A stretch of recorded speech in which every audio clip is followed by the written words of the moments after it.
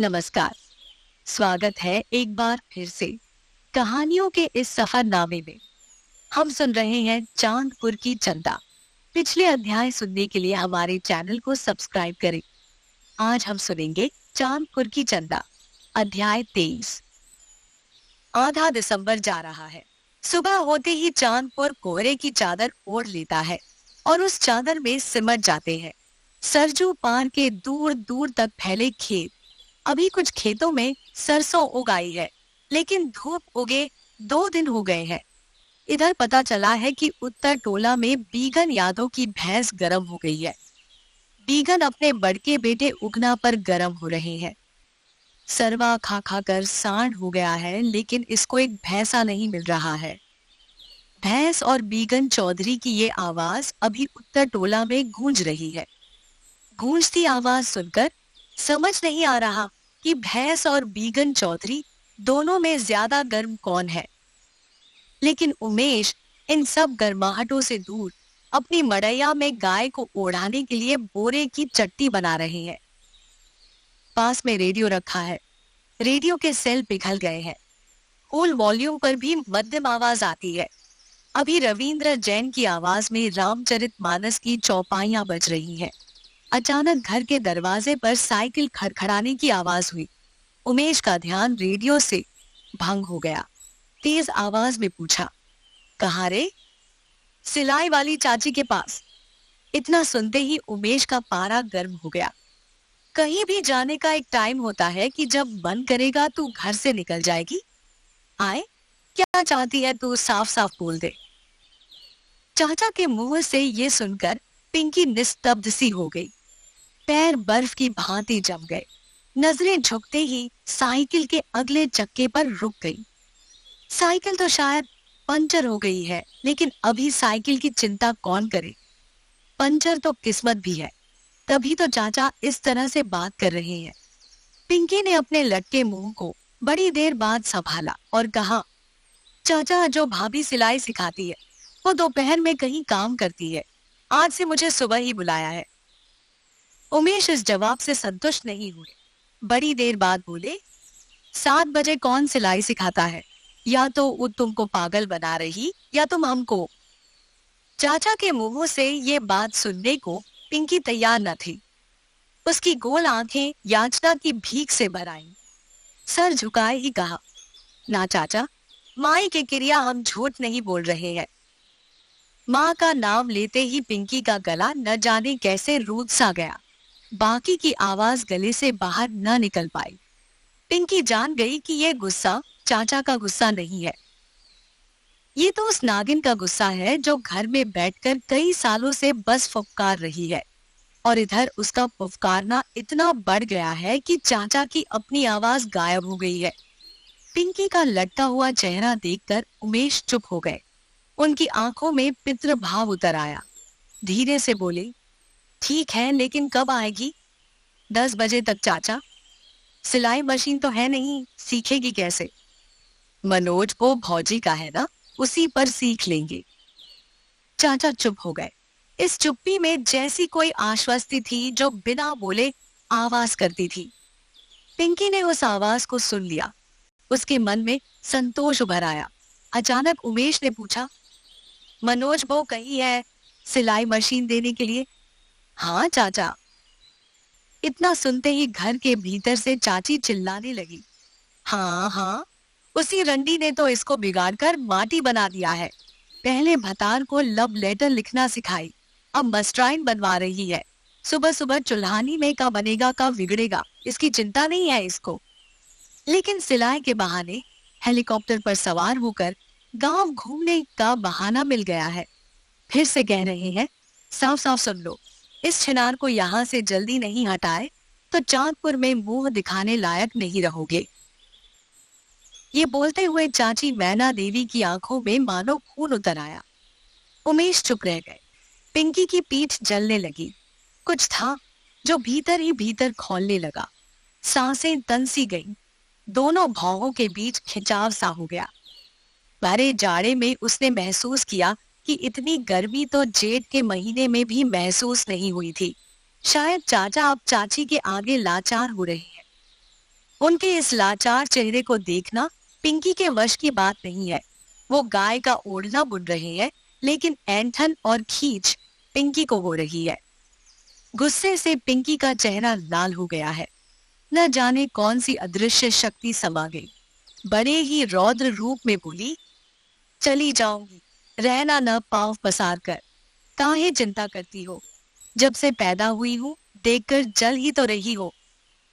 उमेश ने पिंकी को कसकर डांटा। अरे पिंकी चुप, जा जहां जा रही है। ना चाचा, अब बर्दाश्त के बाहर हो गया है। आज तक हम लिहाज के मारे कुछ नहीं बोले। उसी का तो फल आपको भी मिल रहा है और मुझे भी मिल रहा है। गुस्से में पिंकी की आंखें छलक आईं। उसने आंसू पोंछते हुए साइकिल आगे बढ़ा दिया। थोड़ी देर में साइकिल गली से निकलकर बांध पर जाने वाले खड़ंजे की तरफ आ गई। लेकिन चाची के चिल्लाने की आवाज में कोई कमी नहीं आई। चाचा की मनस्थिति के बारे में कल्पना करके उसका मन कांप उठा। उसने आवाज से ध्यान से हटाकर पैडल दबा दिया, लेकिन अगले टायर का हवा था कि निकलता ही जा रहा था। इधर साइकिल ने चांदपुर की परछाई जैसी ही छोड़ी, ठंडी हवा का एक झोंका आया। पिंकी ने देखा कि उसका सलवार साइकिल की चैन में फंसकर फरफरा रहा है। शायद चेन में डाले गए तेल ने उसके मोहरी को काला कर दिया है और सलवार कट गया है। ऊपर से एक पैर का मोजा फट गया है। बाएं चप्पल की बेहिसाब कीले पैडल से लगकर तलुवे में धंसती है। लेकिन उसे पता है कि जब अपना घर ही काटने लगे तो आदमी इतनी छोटी मोटी चीजों के कटने से परेशान नहीं होता। यही सब सोचते हुए पिंकी मुंह बांधकर चलने लगी। मन उसका साइकिल से भी तेज चलने लगा। उसने देखा रास्ते में छोटी बड़ी वो लड़कियां जो उसे जानती है वो मुस्कुरा रही है। उधर कहीं दूर ट्रैक्टर से आवाज आ रही है, दिल पागल दीवाना है ये प्यार करेगा, ये कब डरा है दुनिया से जो अब डरेगा। भाग, बंद करो ये सब गाना, अब ये सब एकदम सुनने का मन नहीं करता मुझे। एक वक्त था कि पिंकी इन गानों को सुनकर अपने आप गुनगुनाने लगती थी। तब एक खूबसूरत वजह थी गुनगुनाने की। तब जीवन की ऊब में प्रेम की नर्म सी धूप थी, एकदम मंटो के प्रेम की ओस में भीगी हुई। तब ये सारा जीवन भोर की हवा की तरह सतत बहता था। लेकिन अब तो वो धूप मुरझा गई है। अब तो उसका जीवन साइकिल के उस अगले चक्के की तरह हो गया जिसमें रोज उम्मीदों की हवा भरो और घर आते ही पंचर हो जाओ। शायद एक बार साइकिल बन भी जाए, लेकिन जीवन की इस पंचर साइकिल में आदमी कहाँ तक धक्का लगाएगा पता नहीं। पिंकी इन अनुत्तरित प्रश्नों में खो गई। भूल गई कि आगे पुल है और वहां गांव के कुछ आवारा लड़के रोज की तरह उसका इंतजार कर रहे होंगे। रोज की तरह वही बेहुदा सवाल करेंगे, बस मंटुआ को दोगी हमको नहीं। पिंकी इन चेहरों को पहचानती है। वो क्या मांग रहे हैं ये भी जानती है। अचानक उसने देखा कि आगे के पहिए की सारी हवा निकल गई है।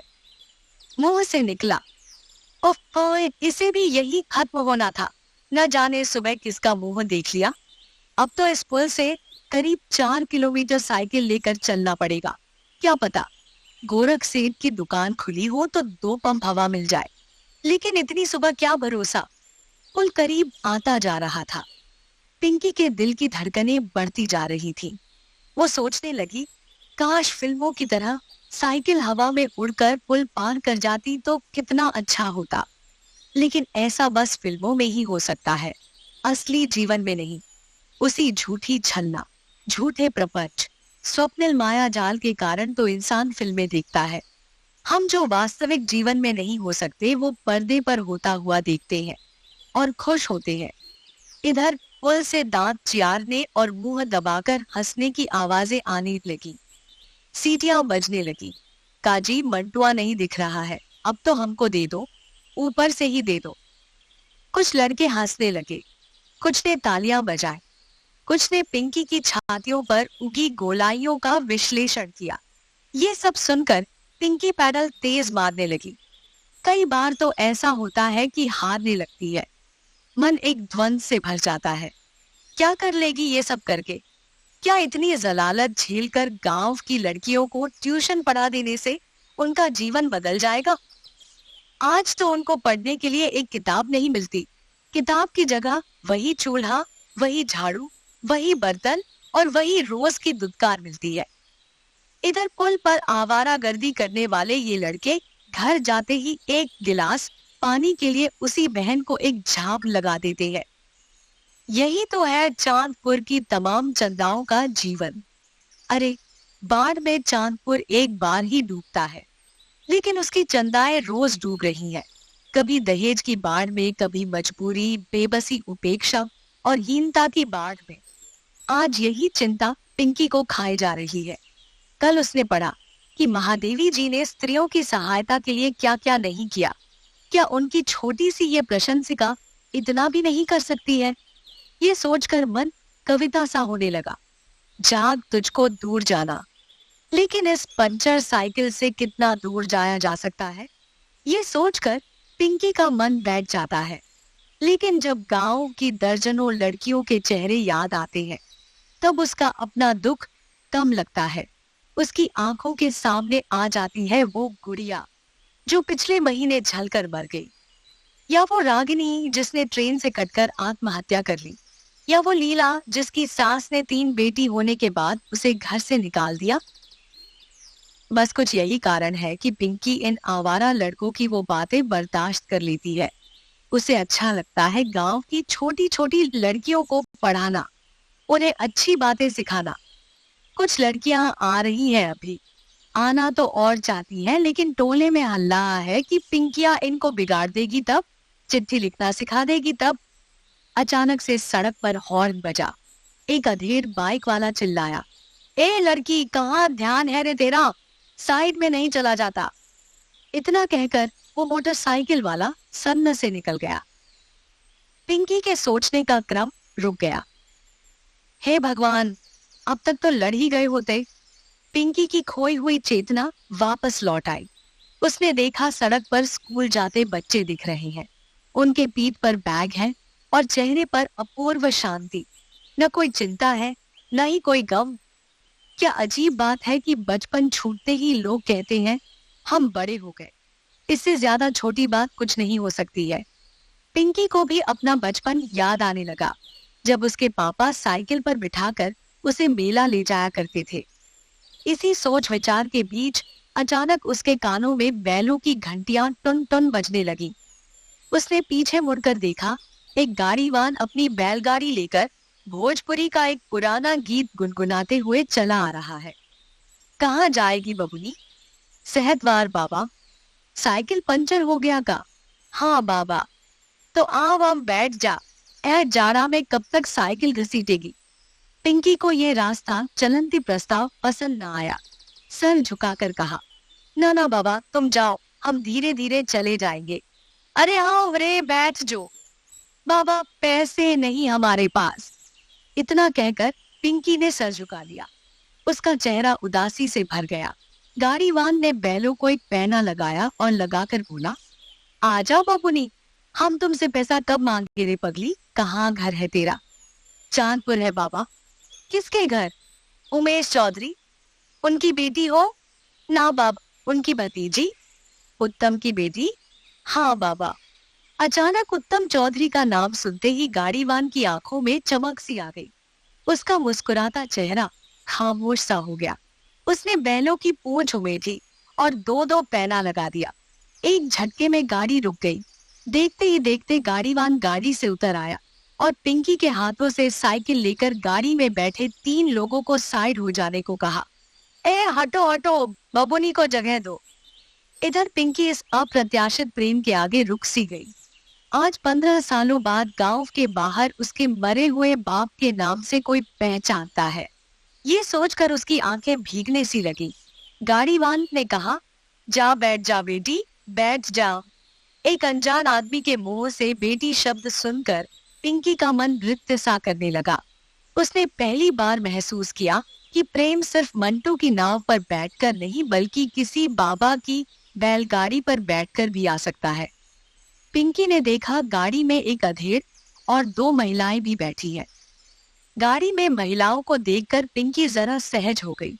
सबने एक साथ कहा, बबुनी बैठ जा, हमके भी 9 बजिया पकड़ के छपरा जाए के बा। इधर गाड़ीवान ने बैल की पूंछ पर एक पैना कसकर लगाया। बैल चल पड़े। उनकी घंटियां टुन टुन बजने लगी। थोड़ी देर बाद गाड़ीवान ने पूछा, ए बबुनी? हाँ बाबा। उत्तम की बेटी है रे तू? हाँ बाबा। अरे रे रे रे, तब तो तू मेरी बेटी है।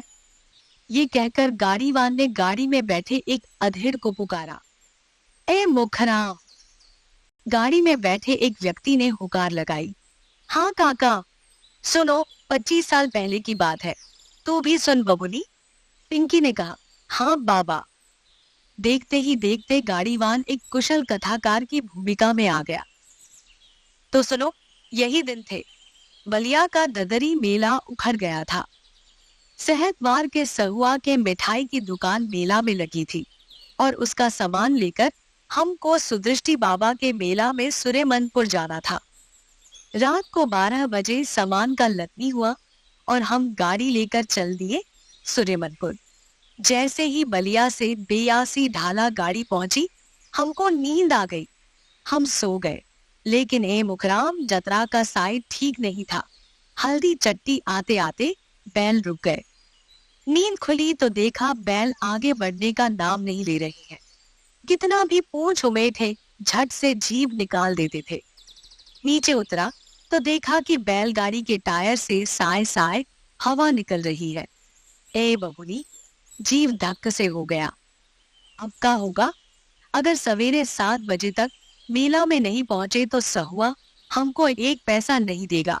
ऊपर से मुसीबत ये कि गाड़ी में लाखों का सामान है। रात इतनी अंधेरी, कोई बंदूक दिखाकर लूट लिया तब। ए बबुनी, बोझ लो कि परान संकट में पड़ गया। हम भी काली माई का भगौती की और जोर से शिवजी को गुहाराए कि हे शिवजी, इस ग्रह से उबार दिए तो 1.25 लीटर दूध चढ़ाएंगे। ए मुखराम, रास्ते में गाड़ीवान तो बहुत आ रहे थे, लेकिन हमारा हाल देखकर सब हाथ खड़े कर दे रहे थे। हम 4 घंटा इंतजार किए कि कोई आए तो मदद मांगे, लेकिन बोझ लो बबुनी, देखते देखते 4 बज गया, कोई नहीं रुका। अब लगा कि गाड़ी बनते बनते दोपहर हो जाएगी और मेला में जाते जाते सांझ। हिम्मत जवाब दे गई। बबुनी 20 साल से गाड़ी चला रहा था, लेकिन जीव इतना सकेता में कभी नहीं पड़ा था। लेकिन ए मुखराम, शिवजी ने सुन लिया हो। अचानक एक 6 फीट का नौजवान गाड़ीवान बगल से निकला। सफेद पगड़ी बांधे, लाल रंग का शौकीन सान लपेटे, ये लंबी लंबी मूछ वाला गोरा जवान। हमने हाथ दिया। उसने पूछा कि क्या हुआ काका? बबुनी, उसके मुंह से काका सुनकर हमारे हाथ जुड़ गए। टायर पंचर हो गया है बबुआ। सुबह सुदृष्टि बाबा के मेला में सुरेमनपुर जाना है। देर हुई तो 1 पैसा नहीं मिलेगा। नौजवान गाड़ी से उतर आया, हमारा नाम पता पूछा और बिना सोचे समझे कहा, एक काका, पंचर बनवाते बनवाते दोपहर हो जाएगा। लो, हमारी गाड़ी ले जाओ, हम तुम्हारी गाड़ी बनवाकर सुबह लेते जाएंगे। बबुनी, उस जाड़े की काली रात को लगा कि उत्तम चौधरी नहीं, साक्षात शिव जी प्रकट हो गए हैं। आखिर गाड़ी पर सामान लद गया और हम 10 बजे तक मेला में पहुंच गए। और चौथे दिन हम चांदपुर जाकर बबुनी तेरे दरवाजे से अपनी गाड़ी ले आए। तब जो भोजन तुम्हारी माई ने कराया, उसका स्वाद आज तक नहीं भूलता है।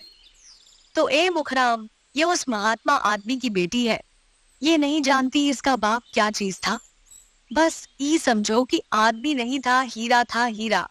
1 साल में बैलगाड़ी चलाते चलाते ट्रक चलाने लगा।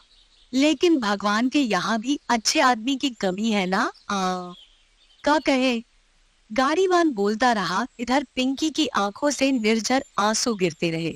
सच तो यही है कि उसे क्या पता। उसने तो होश संभालने के बाद उत्तम चौधरी को बस पासपोर्ट साइज की फोटो में देखा है। वो क्या जानती है कि बाबूजी किसको कहते हैं।